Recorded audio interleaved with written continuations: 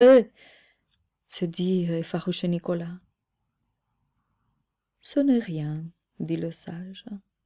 « Ce n'est qu'un effet passager. Nous en avons l'habitude, fait Flocon de Neige et moi. L'effet ne dure en général pas très longtemps. C'est un peu comme les flocons de neige qui se laissent emporter par le vent avant de se poser délicatement sur le manteau blanc qui recouvre les montagnes. » Effectivement, Nicolas était parti à la dérive dans l'air. Astinus, un gnome, se propulsa de toutes ses forces et attrapa Nicolas d'un seul geste. Il était accroché comme un ballon rempli d'hélium. Pour ne pas perdre du temps, il fallait intégrer Nicolas rapidement et se mettre en route. Le sage fit le nécessaire et le groupe s'est mis en mouvement. Curieusement, ils avaient tous l'impression d'être plus légers.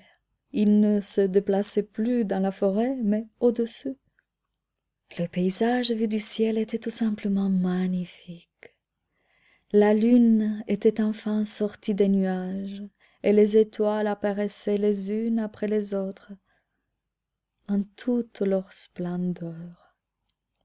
La nuit s'était installée confortablement avec ses rayons apaisants.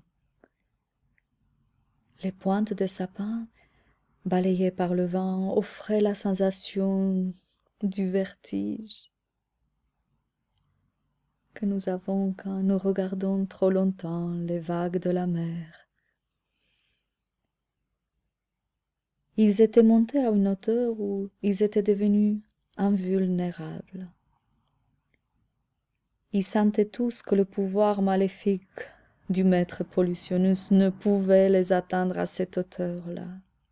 Ils passèrent au-dessus d'un ruisseau qui les saluait par le reflet scintillant de la lune sur l'eau, en ondulation joyeuse. Quel enchantement pour Cupidus! Il avait les mêmes sensations de légèreté qu'au début de cette journée mouvementée, quand il avait survolé la forêt en compagnie du vent. La différence était que maintenant il le faisait en chair et en os, et il en avait la totale conscience. Pour la plupart, c'était aussi la première fois qu'il faisait ce type d'expérience. Surtout les créatures enchantées de l'eau ne s'étaient jamais éloignées jusqu'à maintenant de leur source. C'était l'émerveillement général, le moment de pause de la journée. Le vent les accompagnait dans leurs promenades et s'amusait à jouer avec eux en les faisant parfois tourner comme un tourbillon. Ils étaient tous joyeux comme des enfants dans un manège. Ils étaient tellement pris par la beauté de ce jeu qu'ils avaient oublié pour un instant la situation critique dans laquelle se trouvait la forêt. Le vent les amena faire un tour tout autour du territoire occupé par la forêt sacrée, où il se trouvait en ce moment même Marjolaine, très concentrée avec la cueillette de sa plante magique, qui brilla à la lumière des étoiles. Elle était accompagnée par ses 4 chiens, et à côté d'elle, 4 chiots blancs, mignons comme tout, étaient en train de se rouler dans l'herbe fraîche. Donc, l'heure était venue pour Marjolaine de passer le flambeau. Elle ignorait totalement la situation de dehors. Quand elle était tombée évanouie, les 2 chiens qui étaient restés avec elle l'avaient tirée jusqu'au passage, et une fois l'entrée du tunnel refermée, elle reprit ses esprits immédiatement. N'ayant pas compris comment elle était arrivée là, elle mit ça sur le compte de la fatigue. Ce sont les 4 chiens de Marjolaine qui avaient donné le signal à Flair et l'avaient guidée sur le chemin. Flair reconnut les vibrations et se mit à aboyer joyeusement.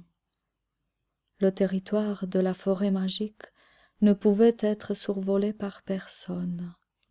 Quand ils arrivèrent à proximité, ils voulurent pénétrer par le haut et eurent une désagréable surprise. Ils se heurtèrent tous contre un mur invisible. Giampaulus avait activé un mur invisible de protection. Le seul passage possible pour pénétrer dans la forêt sacrée était le tunnel. Seuls les oiseaux et les insectes étaient autorisés à rentrer sur le territoire par la voie des airs. Flair guida le